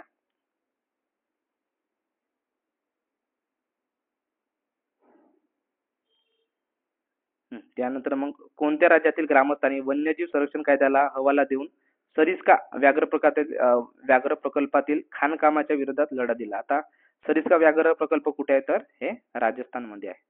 कुठे आहे? राजस्थानमध्ये आहे. ठीक आहे. तर राजस्थानमध्ये जे काही व्याघ्र प्रकल्प आहे ते तुम्ही एकदा चांगल्या प्रकारे वाचून घ्या. ओके. त्यानंतर चिपको आंदोलन. चिपको आंदोलन कोणत्या प्रदेशाशी संबंधित आहे? आता चिपको आंदोलन कधीच आहे तर 1973. 1973 मध्ये झालेले चिपको आंदोलन. याचं उद्दिष्ट काय होतं तर जंगलतोड थांबवणे. आता प्रश्न काय विचारला तर या घटनेला किती एकूण 50 वर्ष झालेले आहेत. सो तुम्ही ज्या काही आता मला एक काकोरी कट वाला प्रश्न आला होता. ओके, इतिहासामध्ये. तर काकोरी कटाला किती वर्ष पूर्ण झाले आहेत तर 1925 मध्ये काकोरी कट आहे. ओके. सो त्याला किती 100 वर्ष पूर्ण झालेले आहेत. तर 50 वर्ष, 100 वर्ष, त्यानंतर मग 150 वर्ष, 200 वर्ष, 200 वर्ष आणि 75 वर्ष. या ज्या न्यूज आहेत अलीकडे ज्या चर्चेमध्ये आहेत तर त्या तुम्ही सर्व वाचून घ्या. मग इतिहासाशी संबंधित असतील किंवा पॉलिटिक्सशी किंवा मग तुमच्या एन्व्हायरमेंटशी संबंधित ज्या काही घटना आहेत त्या तुम्ही एकदा वाचून घ्या. त्या संबंधित प्रश्न येऊ शकतात. ओके. सो चिपको आंदोलन हे 1973 मध्ये कुठे झालं तर उत्तराखंड मध्ये झालं. कोणाच्या नेतृत्वाखाली तर सुंदरलाल बहुगुणा यांच्या नेतृत्वाखाली हे आंदोलन झालं. ओके. सो कुठे उत्तराखंड कुठे आहे तर हिमालयामध्ये आहे. हिमालयामध्ये चिपको आंदोलन झालेलं होतं. त्यावेळी ते उत्तर प्रदेशचा भाग होता चिपको आंदोलनाच्या वेळेस. नंतर उत्तराखंड काय झाला होता उत्तर प्रदेश मधून वेगळा झाला 2000 मध्ये. भारतातील काय बहुतांश तागिरण्या कुठे आहेत तर यमुना नदीकाठी आहेत का? नाही. मुंबई जवळ आहेत का? नाही. मुंबईला कोणत्या आहेत तर कापड गिरण्या सर्वात जास्त आहेत. बिहार आणि झारखंड मध्ये आहेत का? नाही. तर जास्त एक्सप्लेनेशन देणारे कधी उत्तर असते तर काय पश्चिम बंगालमधील हुगळी नदीच्या काठावर काय सर्वात जास्त ताग गिरण्या आहेत. ठीक आहे. सर्वात जास्त ताग गिरण्या कुठे आहेत तर पश्चिम बंगालच्या हुगळी नदीच्या काठावर.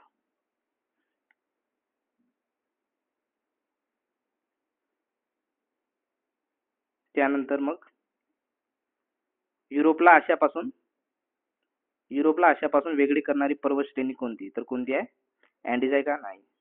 आज पर्वत नाही. तर कोणता आहे? उरल. उरल हे काय करते तर युरोपला आशियापासून वेगळे करते. ठीक आहे. युरोपला आशियापासून वेगळे करते कोण? उरल. इकडे हा युरोप. ओके. आणि इकडे काय आशिया खंड. तर यांना वेगळं कोण करते तर हे उरल ही पर्वतश्रेणी काय करते त्यांना वेगळं करते. ओके. उरल ही पर्वतश्रेणी काय करते तर युरोप आणि आशिया खंडाला वेगळं करते. त्यानंतर मग रिंग ऑफ फायर नावाचा भौगोलिक क्षेत्र प्रशांत महासागराभोवती जवळजवळ सतत साखळी बनवतो. कोणत्या नैसर्गिक घटनाशी संबंधित असल्याने तो सर्वात प्रसिद्ध आहे. ठीक आहे. आता रिंग ऑफ फायर म्हणल्यावर आग कुठं राहते तर भूकंप आणि ज्वालामुखीमध्ये. त्याच्यामुळे उत्तर काय येईल? भूकंप आणि ज्वालामुखी. खूप बेसिक सिंपल प्रश्न होता.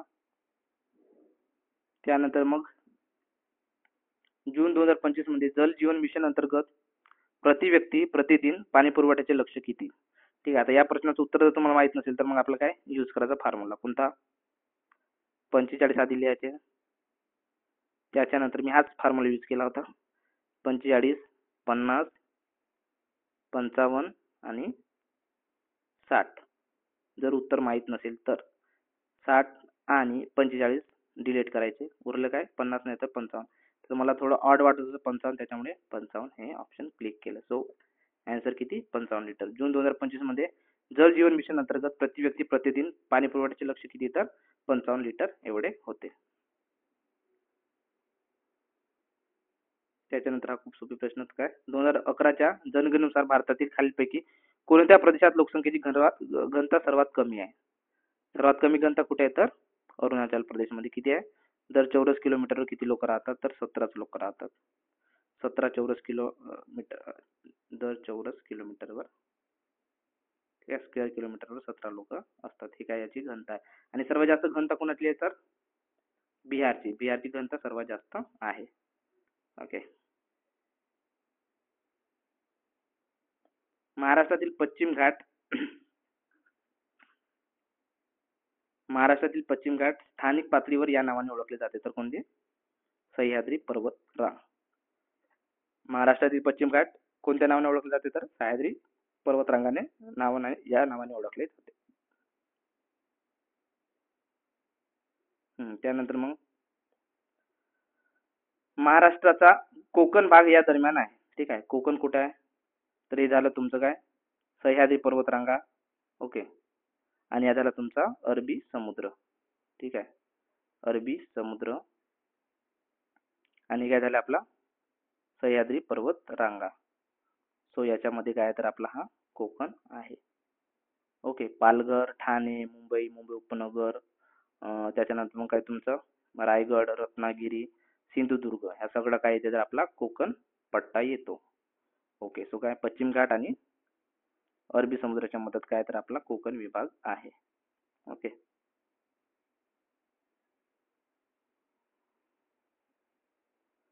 महाराष्ट्रातील जळगाव हे कोणत्या फळाच्या उत्पादनासाठी प्रसिद्ध आहे? तर जळगावची आपण केळी लहानपणापासून ऐकत आलेला आहोत. ओके. नाशिकची काय? द्राक्षे. ओके. नागपूरचं काय? नागपूरची संत्रे. नागपूरची संत्रे आहेत. जळगावच्या केळी आहेत. नाशिकची द्राक्षे. ठीक आहे. या अनुषंगाने मग तुम्ही बाकी मुद्दे लक्षात ठेवा. हापूस आंबा कुठला? तर रत्नागिरीचा हापूस आंबा.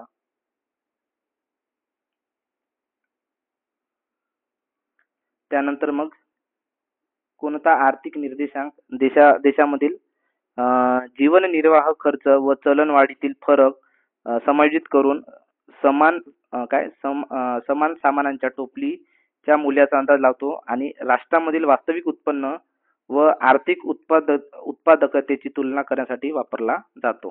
तर काय ते?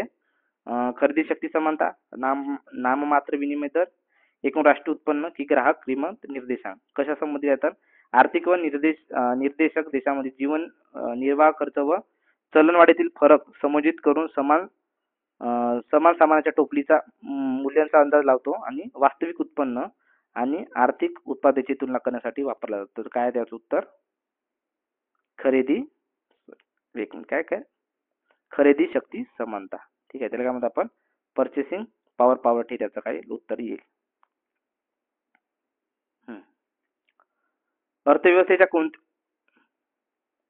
अर्थव्यवस्थेच्या कोणत्या क्षेत्रात संशोधन आणि विकास, माहिती तंत्रज्ञान सल्लागार आणि डेटा विश्लेषण यासारख्या ज्ञान आधारित सेवांचा समावेश आहे आणि भारतीय नवकल्पना नेतृत्व वाढीला चालना देत आहे? तर काय? किती? चतुर्थ क्षेत्र म्हणजे काय? क्वार्टरनरी सेक्टर हे याच्यामध्ये येईल. अर्थव्यवस्थेच्या कोणत्या क्षेत्रात संशोधन आणि विकास, माहिती तंत्रज्ञान कुठे येते? तर चतुर्थ क्षेत्रामध्ये येते. ओके. त्यानंतर नेक्स्ट क्वेश्चन.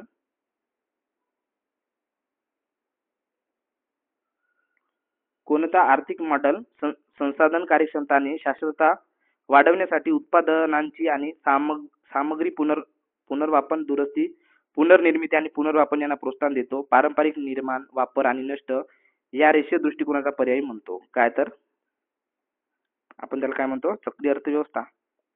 त्याला काय म्हणतो आपण? चक्रीय अर्थव्यवस्था म्हणतो. ओके. त्यानंतर मग कर्जदाराने कर्ज परतफेडीसाठी हमी म्हणून कर्जदाराकडे तारण ठेवलेल्या मालमत्तेला काय म्हणतात? इथं प्रश्नामध्येच उत्तर दिलंय. तर काय म्हणतात? तारण म्हणतात. काय म्हणतात? कर्जदाराने कर्ज परतफेडीसाठी हमी म्हणून कर्जदाराकडे तारण ठेवलेल्या मालमत्तेला काय म्हणतात? तर तारण म्हणतात. ओके. काय म्हणतात? तारण म्हणतात. खालीलपैकी कोणता पर्याय दारिद्र्य मोजणीतील हेडकाउंट गुणोत्तर चांगल्या प्रकारे स्पष्ट करतो? शिक्षणापर्यंत पोहोच नसलेल्या लोकांची टक्केवारी, काही संबंध नाही. दारिद्र्य म्हणतात, ठीक आहे. दारिद्र्य मोजणीतील हेडकाउंट. दारिद्र्य रेषेखाली जीवन जगणाऱ्या लोकांची टक्केवारी, ठीक आहे. त्यानंतर कल्याणकारी योजनावर सरकारचा खर्च आणि एकूण जीडीपीचा गुणोत्तर, ठीक आहे. त्यानंतर काय तर कामाच्या शोधात असलेल्या बेरोजगारांची संख्या. तर काय येत आहे प्रश्नाचं उत्तर? दारिद्र्य दारिद्र्य रेषेखाली जीवन जगणाऱ्या लोकांची टक्केवारी. हे कशामध्ये येते तर पर हेडकाउंट मध्ये येते. काय हेडकाउंट गुणोत्तर चांगल्या प्रकारे स्पष्ट करतो, ठीक आहे. दारिद्र्य मोजणीतील हेडकाउंट. आता दारिद्र्य शब्द दिसताना दारिद्र्यावरून हा दारिद्र्य लक्षात ठेवा. असा लॉजिकनं सुद्धा तुमचे उत्तर निघू शकतात. तुम्हाला जर काही माहित नसेल हेडकाउंट म्हणजे काय होते तर, ठीक आहे. त्यानंतर मग भारतातील दारिद्र्य मूल्यांकनाचा आढावा घेण्यासाठी 2012 मध्ये स्थापन झालेल्या कोणत्या समितीने ग्रामीण आणि शहरी दारिद्र्य रेषा वेगळ्या करण्याची शिफारस केली होती तर रंगराजन समिती 2012 मध्ये आली होती, ठीक आहे. मग त्या अनुषंगाने मग तुम्ही तेंडुलकर समिती लक्षात ठेवा. तेंडुलकर समिती कधीची तर 2005 ची, ठीक आहे. त्याच्यानंतर मग तुमची अलग समिती आहे, अलग समिती लक्षात ठेवा. त्याच्यानंतर तुमची लकडावाला समिती, लकडावाला समिती तुम्ही एकदा वाचून घ्या. लकडावाला समिती एकदा वाचून घ्या, ओके. रंगराजन समिती, तेंडुलकर समिती आणि लकडावाला समिती. त्यानंतर अलग समिती आहे, ओके.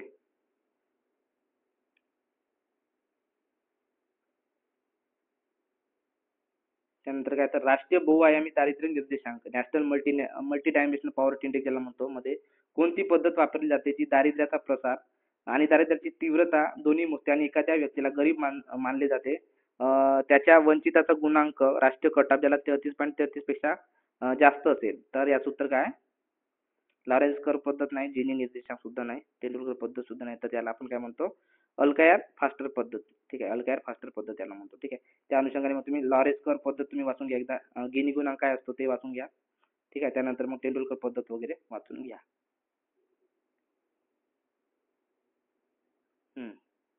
त्यानंतर एसडीजी मी सर्व घेतलाय. तुम्ही जर पी5 एनालिसिस बघितलं असेल तर त्याच्यामध्ये जे 17 सस्टेनेबल डेव्हलपमेंट गोल आहे त्यावर मी डिटेल चर्चा केली आणि ते कसे लक्षात ठेवायचे याची शॉर्ट ट्रिक सुद्धा सांगितली आहे. तर पी5 डिटेल अनालिसिस एक व्हिडिओ आहे YouTube वरती, तो तुम्ही माझा पाहून घ्या. त्याच्यामध्ये मी सगळे एसडीजी सांगितले आहेत, ओके. तो खालीलपैकी कोणते शाश्वत विकास उद्दिष्ट 2030 पर्यंत बहुआयामी दारिद्र्य कमीत कमी अर्ध्यापर्यंत कमी करण्याचा उद्देश आहे तर कोणता आहे तो? 1.2. सस्टेनेबल डेव्हलपमेंट टार्गेट काय आहे तर 1.2 हे आहे, ओके. हा खूप सोपी प्रश्न. महाराष्ट्र सरकारने सुरू केलेली कोणती योजना 21 ते 65 वर्ष वयोगटातील महिलांना भेट लाभ हस्तांतरण द्वारे मासिक किती 1500 रुपयाचा आर्थिक लाभ देऊन सक्षम बनण्याचे उद्दिष्ट आहे तर कोणती? आपली मुख्यमंत्री माझी लाडकी बहीण योजना, ठीक आहे. तर महत्वाच्या ज्या योजना तुम्ही त्या वाचून ठेवा. मागणीचा नियम औपचारिकरित्या सादर करण्याचे श्रेय कोणाला जाते? ज्यामध्ये असे म्हटले आहे की इतर गोष्टी समान असल्याने वस्तूची किंमत वाढल्यावर मागणीचे प्रमाण कमी होते. तर हा कोणाला जाते तर अल्फ्रेड मार्शल. असं कोणी म्हटलं होतं तर अल्फ्रेड मार्शल यांनी म्हटलेलं होतं. याचं श्रेय कोणाला जाते? Alfred Marshall. Alfred Marshall, okay. त्यानंतर नेक्स्ट क्वेश्चन. भारतीय राजकोषीय धोरणाची अंमलबजावणी करण्यासाठी खालीलपैकी कोण जबाबदार आहे? तर कोण जबाबदार आहे तर भारत सरकार. कोण? इंडियन गव्हर्नमेंट जबाबदार आहे. कशासाठी आहे तर फिस्कल पॉलिसी. फिस्कल पॉलिसी कोण? तर सरकार, भारतीय सरकार. आणि मॉनिटरी पॉलिसीसाठी कोण तर रिझर्व्ह बँक ऑफ इंडिया, ठीक आहे. जे काही आर्थिक धोरण असेल त्याची अंमलबजावणी कोण करते तर आरबीआय करते आणि जे राजकोषीय धोरण असतं त्याचं जे काही काम ते अंमलबजावणी कोण करते तर भारत सरकार करते, ओके. सो याच्यासाठी मॉनिटरी पॉलिसी लक्षात ठेवा आणि याच्यासाठी फिस्कल पॉलिसी म्हणजे इंडियन गव्हर्नमेंट, ओके.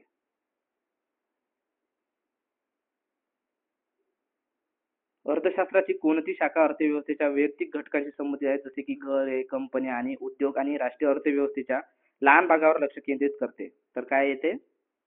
लहान भागावर म्हणते ना, लहान म्हणजे मायक्रो. तर मायक्रो कुठं आहे? मायक्रो इकॉनॉमी, मायक्रो इकॉनॉमी, ठीक आहे. मायक्रो इकॉनॉमी उतरेल, ठीक आहे. सूक्ष्म अर्थशास्त्र.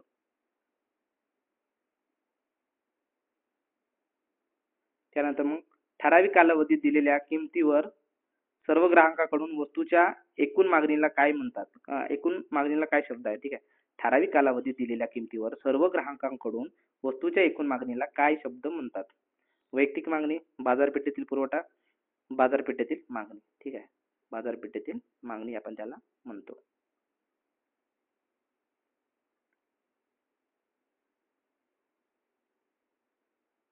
कोणत्या प्रकारचा कर विक्रेता खरेदीदाराकडून वस्तू आणि सेवांच्या विक्री किंवा उत्पादनाच्या वेळी वसूल करतो आणि नंतर सरकारकडे जमा करतो, ज्यामुळे कराचा भार अप्रत्यक्षपणे ग्राहकावर येतो. अप्रत्यक्ष कर म्हणजे ठीक आहे, या प्रश्नातच होते उत्तर. अप्रत्यक्ष कर, इनडायरेक्ट टॅक्स त्याला आपण म्हणतो. ठीक आहे. त्यानंतर मग इंटरनॅशनल बिग कॅट अलायन्स च्या फ्रेमवर्क करारानुसार 7 मोठ्या मांजरींच्या प्रजातींच्या संवर्धनासाठी समर्पित या करार आधारित आंतर सरकारी संस्थेचे मुख्यालय कोणत्या देशात आहे? तर कुठे आहे? भारतामध्ये आहे. इंटरनॅशनल बिग कॅट अलायन्सचे फ्रेमवर्कचे जे काही मुख्यालय कुठे आहे? तर भारतामध्ये आहे.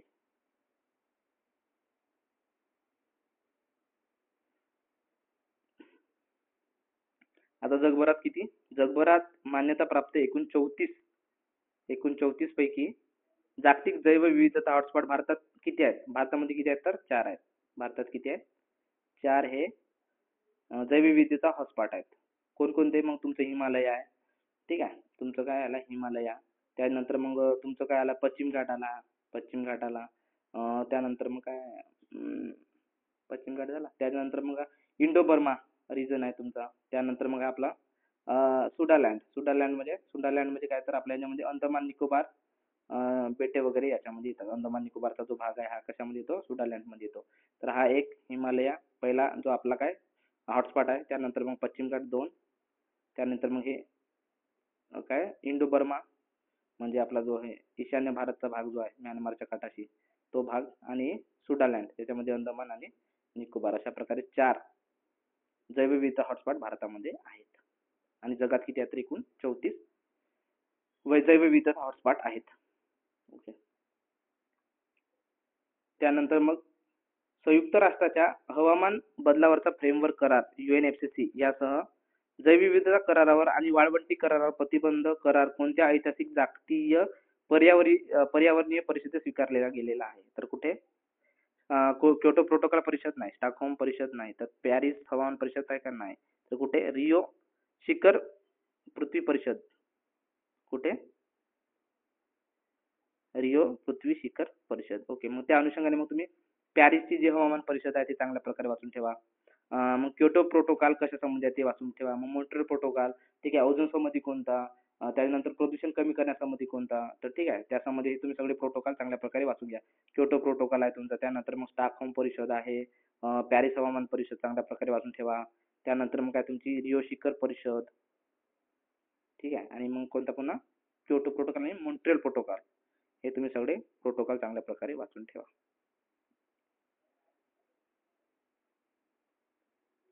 हवामान बदलावरील राष्ट्रीय कृती आराखड्यात अंतर्गत 2014 मध्ये सुरू करण्यात आलेल्या कोणत्या राष्ट्रीय उपक्रमाचा उद्देश कार्बन जप्ती, जैवविविधता संवर्धन आणि उपजीविका सुरक्षा यासारख्या परिसंस्था सेवा वाढवून वन आणि वृक्षाच्छादन 5 दशलक्ष हेक्टरने वाढवणे आहे? 5 दशलक्ष हेक्टरने वाढवणे. तर कोणता आहे? राष्ट्रीय वनीकरण कार्यक्रम.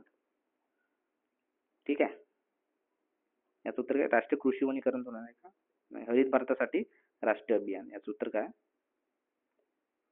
हरित भारतासाठी राष्ट्रीय अभियान हे याचं उत्तर आहे. ठीक आहे. हवामान बदलावरील राष्ट्रीय कृती आराखड्याअंतर्गत 2014 मध्ये सुरू करण्यात आलेला हा काय राष्ट्रीय उपक्रम आहे? कोणता?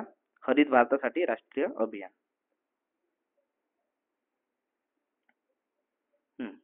इंडिया स्टेट फॉरेस्ट रिपोर्ट 2023 नुसार खालीलपैकी कोणत्या भारतीय राज्यामध्ये सर्वात जास्त वनक्षेत्र आहे? तर कुठे आहे? अरुणाचल प्रदेश नाही, छत्तीसगड नाही, कुठे? मध्य प्रदेश मध्ये काय सर्वात जास्त वनक्षेत्र आहे. त्यानंतर काय? खालीलपैकी कोणता शब्द 2 लगतच्या परिसंस्था किंवा जैव भूभागामध्ये असलेल्या संक्रमणीय क्षेत्राचे उदाहरण दर्शवतो, जसे की जमीन आणि समुद्र याच्यामध्ये आढळणारे मॅग्रोवेज. ठीक आहे. मॅंग्रोव्ज त्याला आपण मॅंग्रोव्ज म्हणतो. कुठे? तर त्याला म्हणतो आपण इकोटोन, इकोडायव्हर्सिटी नाही, तर त्याला आपण इकोटोन म्हणतो. काय म्हणतो? इकोटोन असे म्हणतो. ओके.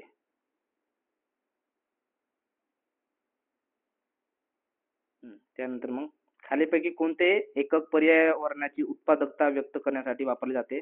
विशेषतः हिरव्या वनस्पतींद्वारे बायोमास म्हणून जमा केलेली ऊर्जा मोजण्यासाठी त्याचा काय केला जातो तर वापर केला जातो. काय त्या प्रति हेक्टर किलोग्राम प्रति वर्ष प्रति चौरस मीटर प्रति वर्ष किलो कॅलरी प्रति सेकंद घन मीटर की दरडोई मेगाजूल येणार नाही.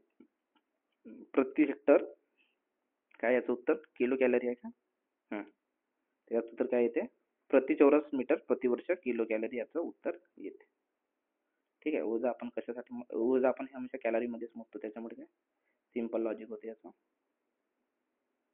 Next question. कोणत्या प्रक्रियेमध्ये मृत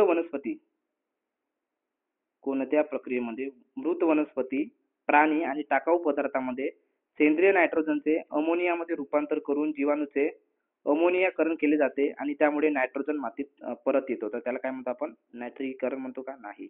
नायट्रोजन विघटन नाही. नायट्रोजनचे स्थिरीकरण नाही, तर त्याला आपण म्हणतो अमोनिफिकेशन म्हणतो. त्याला आपण काय म्हणतो? अमोनिफिकेशन असे म्हणतो. ओके, बरोबर. अमोनिफिकेशन त्याला म्हणतो. खाली सूचीबद्ध केलेल्या उष्णकटिबंधीय वर्षावनापैकी जगातील सर्वात मोठे वर्षावन कोणते आहे तर ॲमेझॉनचे वर्षावन आहे. ठीक आहे. ॲमेझॉन वर्षावन म्हणजे कुठं आलं आहे? South America. ओके, हे नॉर्थ अमेरिका, याच्या खाली साऊथ अमेरिका, याच्यामध्ये काय आहे तुमचं ॲमेझॉनचं वर्षावन येते.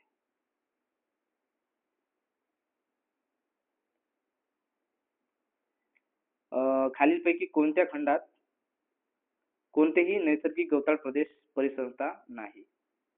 दक्षिण अमेरिका आहे, आफ्रिका खंडात आहे, त्याच्यानंतर उत्तर अमेरिका खंडात आहे, अंटार्क्टिका मध्ये आहे का? नाही.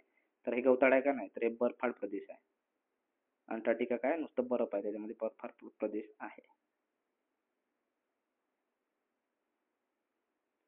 2025 पर्यंत कोणता देश जागतिक स्तरावर सर्वात जास्त हरितगृह वायू उत्सर्जित करणारा देश आहे? मुख्यत्वे त्याच्या विशाल औद्योगिक पायामुळे, मोठ्या लोकसंख्येमुळे आणि जीवाश्म इंधनावरील प्रचंड अवलंबून राहिल्यामुळे. कोणता? अमेरिका आहे का? नाही. भारत आहे, पण याच्यामध्ये नाही, तेवढा हरितगृह वायू आपण उत्सर्जित करत नाही.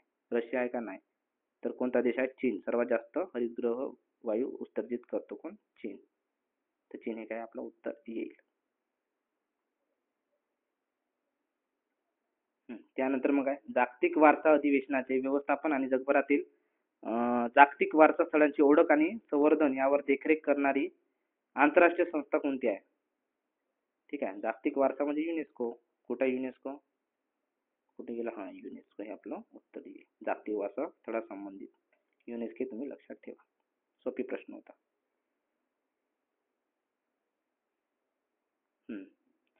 जैवविविधता नष्ट होण्याच्या 4 मुख्य कारणांचा संदर्भ देण्यासाठी खालीलपैकी कोणता शब्द सामान्यतः वापरला जातो? अधिवासाचा नाश, अतिशोषण, परदेशी प्रजातींचे आक्रमण आणि सहविपुलत होणे. तर कशाचा काय जैवविविधता नष्ट होण्याच्या 4 मुख्य कारणांसंदर्भात देण्यासाठी खालीलपैकी कोणता शब्द सामान्यतः वापरला जातो? कोणता शब्द वापरला जातो तर दुष्ट चतुर्थक. काय म्हणतो आपण त्याला? The evil quartet. उत्तर काय? दुष्ट चतुर्थक हे उत्तर आहे. नाशिक मधील त्र्यंबकेश्वर जवळून उगम पावणारी आणि बंगालच्या उपसागरात वाहणारी कोणती नदी महाराष्ट्रातील सर्वात लांब आणि भारतातील दुसऱ्या क्रमांकाची सर्वात लांब नदी आहे? कोणती? तर गोदावरी नदी. गोदावरी नदी काय तर भारतातील दुसऱ्या नंबरची सर्वात लांब नदी आणि महाराष्ट्रातील सर्वात लांब नदी कोणती आहे तर गोदावरी आहे. महाराष्ट्रात किती किलोमीटर वाहते ही नदी? 668 किलोमीटर वाहते. ठीक आहे, तर हे लक्षात ठेवा. आणि नर्मदा नदी काय तर पूर्वेकडे वाहणारी पश्चिमेकडे वाहणारी पश्चिम वाहिनी सर्वात मोठी नदी आहे. ठीक आहे, पश्चिमेकडे वाहणारी नदी सर्वात मोठी नदी आहे. नर्मदा नदीची जवळपास किती 56 किलोमीटर बाउंड्री हे आपल्या नंदुरबार जिल्ह्याला लागून आहे. 56 आहे ना? 56 आहे का? तुम्ही मला कमेंट बॉक्स मध्ये सांगा. नर्मदा नदीची लांबी आपल्या नंदुरबार जिल्ह्याला किती किलोमीटर पर्यंत लागलेली आहे?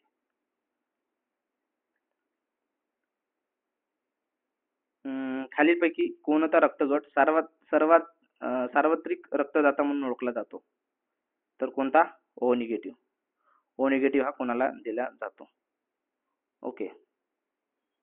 सर्वाधिक म्हणजे कोणाला द्यायचा, युनिव्हर्सल डोनर आहे. आणि युनिव्हर्सल एक्सेप्टर कोणता येतात, एबी पॉझिटिव्ह. एबी पॉझिटिव्ह हा काय करतो, तर कोणाचेही रक्त घेऊ शकतो. ठीक आहे, पण हा ओ जो आहे हा कोणालाही रक्त देऊ शकतो. ओ काय करू शकतो, तर कोणालाही, ओ निगेटिव्ह कोणालाही रक्त देऊ शकतो. आणि एबी पॉझिटिव्ह जो आहे हा काय, कोणत्याही रक्तगट स्वतःकडे घेऊ शकतो. एबी पॉझिटिव्ह हा युनिव्हर्सल एक्सेप्टर आहे, तर हा युनिव्हर्सल डोनर आहे. ओके. त्यानंतर नेक्स्ट क्वेश्चन. जे बेसिक एसआय युनिट आहे ते तुम्ही चांगल्या प्रकारे करून ठेवा. तर इलेक्ट्रिक करंटची जे बेसिक एसआय युनिट आहे ती काय आहे, तर एम्पियर. करंटची काय आहे, तर एम्पियर ही बेसिक युनिट आहे. इलेक्ट्रिक करंटची काय युनिट, काय एसआय युनिट, तर एम्पियर आहे. ओहम कोणाचे आहे, तर रेजिस्टन्सची काय, रेजिस्टन्सचं एसआय युनिट काय आहे, तर ओहम आहे. ओके, ओहम अशा प्रकारे लिहिले जातं. व्होल्टेजचं काय, व्होल्ट आहे. ओके, पॉवरचं काय तर वॅट आहे. त्यानंतर मग खालीलपैकी कोणते उपकरण रासायनिक ऊर्जेचे विद्युत ऊर्जेमध्ये रूपांतर करते. ठीक आहे, chemical energy into electrical energy. तर केमिकल कुठं राहते, जनरेटरमध्ये राहते का, नाही, हे मेकॅनिकल आहे. ट्रान्सफॉर्मर मेकॅनिकलच आहे. ठीक आहे, इलेक्ट्रिक मोटर हे सुद्धा मेकॅनिकल आहे. बॅटरी हे काय, तर केमिकल पासून इलेक्ट्रिक तयार करते. ओके.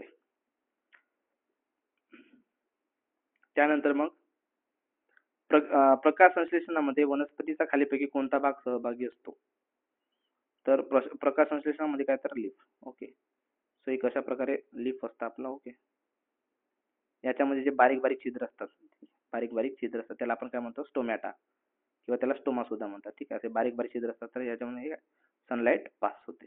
ठीक आहे, तर याच प्रक्रियेला काय म्हणतो आपण, तर प्रकाश संश्लेषण म्हणतो. त्याला इंग्लिशमध्ये फोटोसिंथेसिस असे म्हणतात. त्यानंतर मग हाडांच्या आरोग्यासाठी, मज्जातंतूच्या कार्यासाठी आणि रक्त गोठण्यासाठी आवश्यक असलेले कोणते खनिज मानवी शरीरात सर्वात जास्त प्रमाणात असते. ठीक आहे, हाड म्हणलं तर तुम्हाला काय आठवलं पाहिजे, कॅल्शियम. हाड म्हटलं तर काय, कॅल्शियम. चा बेसिक प्रश्न होता.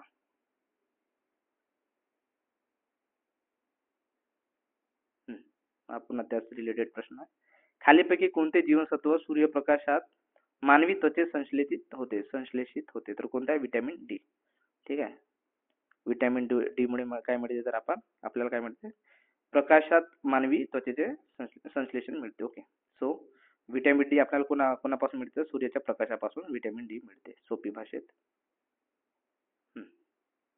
तर what is the basic unit of hereditary. ठीक आहे, अनुवांशिकतेचे मूलभूत एकक काय आहे, क्रोमोझोम्स, जीन आहे का, डीएनए आहे का, हा तर जीन आहे ना, एक मिनिट, जीनच असेल.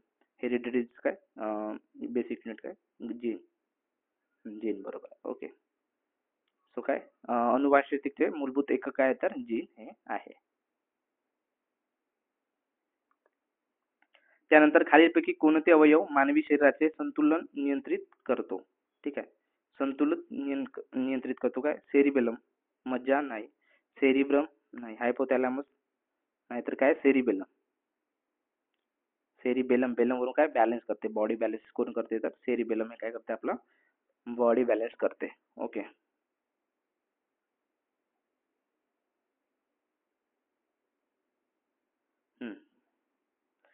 ज्या प्रक्रियेत काय लोखंडाचा, एक मिनिट,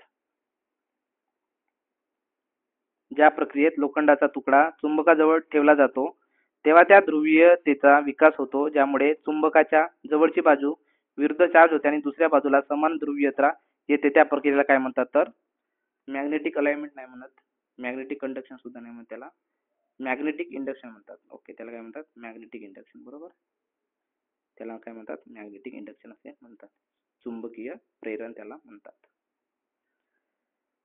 त्यानंतर मग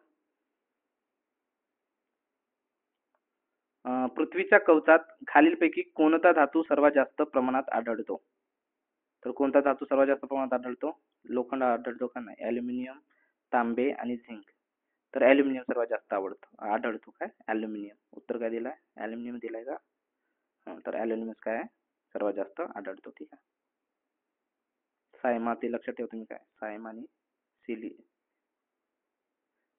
आणि काय काहीतरी ॲल्युमिनियम सर्वात जास्त आढळतो. सायम आणि सियाल सियाल सायम आणि सियाल.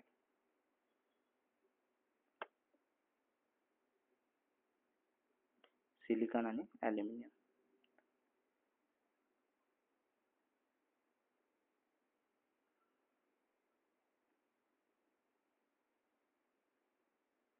त्यानंतर मग खालीलपैकी कोणता वायू अग्निशामक उपकरणात वापरला जातो?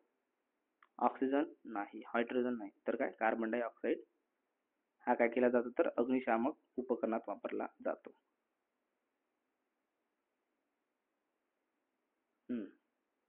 आयोडीनच्या कमतरतेमुळे खालीलपैकी कोणता आजार होतो? तो कोणता आजार होतो? रिकेट्स नाही होत. रिकेट तर हे नाही होत. एनिमिया नाही, रक्ताच्या कमतरतेमुळे होते. स्कर्वी सुद्धा नाही, व्हिटॅमिन सी च्या कमतरतेमुळे होते. गोइत्रे गलगंड, ठीक आहे, असा आपला या गड्याला होतो. ठीक आहे, असा गड्याला काय होतो? गलगंड होतो.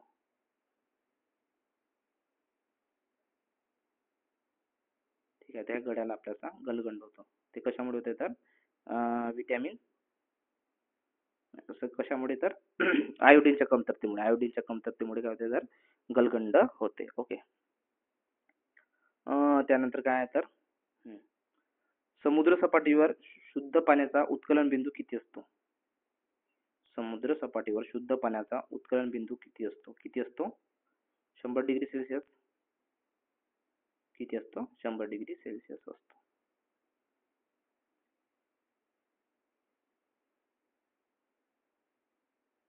त्यानंतर काय तर खालीलपैकी कोणते संप्रेरक रक्तातील साखरेचे प्रमाण नियंत्रित करते? तर कोण करते तर इन्सुलिन. इन्सुलिन काय करते तर साखरेचे प्रमाण नियंत्रित करते. ठीक आहे, तर अशा प्रकारे आपण संपूर्ण प्रश्न बघितले. काही जे प्रश्न होते त्यासंबंधी एक्स्ट्रा माहिती मी सांगण्याचा प्रयत्न केला. सगळेच प्रश्न आपल्याला कव्हर करताना येणार नाही, सो पुन्हा मी एक व्हिडिओ घेऊन येईन, त्यामध्ये मग आपण दुसऱ्या पेपरचे विश्लेषण करू. सो तर हा व्हिडिओ तुम्ही 2च्या स्पीडनं बघा किंवा 1.5च्या स्पीडनं बघा, म्हणजे तुमचं काय लवकरात लवकर कव्हर होईल. आणि जे काही मी सांगितलेले मुद्दे आहेत, जसं छत्रपती शिवाजी महाराज यांच्याबद्दल मी PDF आपल्या टेलिग्राम ग्रुपला टाकलेली आहे, तिथून तुम्ही डाउनलोड करून घ्या. मी लिंक डिस्क्रिप्शन बॉक्समध्ये तुम्हाला देईनच. ओके. त्यानंतर मग मी जे काही महत्त्वाचे मुद्दे सांगितले आहेत, जसं मध्ययुगीन भारत असेल, मग महात्मा गांधीजींच्या चळवळी असतील, किंवा मग पर्वतरांगा असतील, महाराष्ट्रातल्या मृदा संपत्ती असेल किंवा वनसंपत्ती असेल. ओके. त्यानंतर मग विटॅमिन्सवर सायन्सचे बेसिक प्रश्न असतील, तर हे सगळे मुद्दे तुम्ही थोडक्यात एकदा रिवाइज करून घ्या, जेणेकरून काय तुम्हाला प्रश्न आले तर तुमचे चुकणार नाही. ओके. सो तुम्हाला हा व्हिडिओ आवडला असेल तर नक्कीच लाईक करा व्हिडिओला, मित्रापर्यंत शेअर करा, आणि माझ्या चॅनलला तुम्ही नवीन असाल तर सबस्क्राईब करायला विसरू नका. धन्यवाद विद्यार्थी मित्रांनो.